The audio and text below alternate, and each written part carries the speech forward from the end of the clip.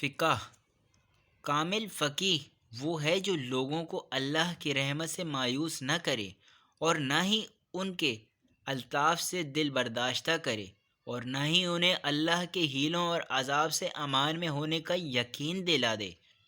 جو بغیر علم فقہ کی تجارت کرتا ہے وہ سود میں مبتلا ہو جاتا ہے۔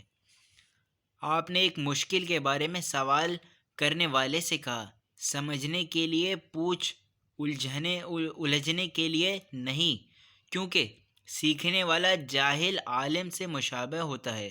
بلا شبہ تعلیم حاصل کرنے والا جاہل شخص عالم کی طرح ہے اور گمراہ عالم گمراہی چاہنے والے جاہل کی طرح ہے۔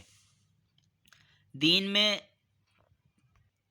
میں تفقہ اختیار کرو اور اپنے نفس کو ناپسندیدہ چیزوں پر صبر کرنے کا عادی بناؤ۔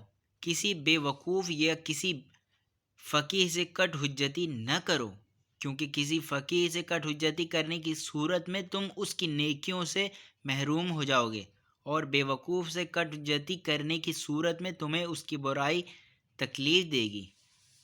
ایک فقیہ ابلیس کے لیے 1000 عابدوں سے زیادہ سخت ہوتا ہے۔ ایسی عبادت میں کوئی بھلائی نہیں جس میں غور و فکر نہ ہو۔ اللہ جب کسی بندے کی بھلائی چاہتا ہے تو اسے دین میں غور و فکر کی توفیق عطا کر دیتا ہے اور یقین سے آشنا کر دیتا ہے۔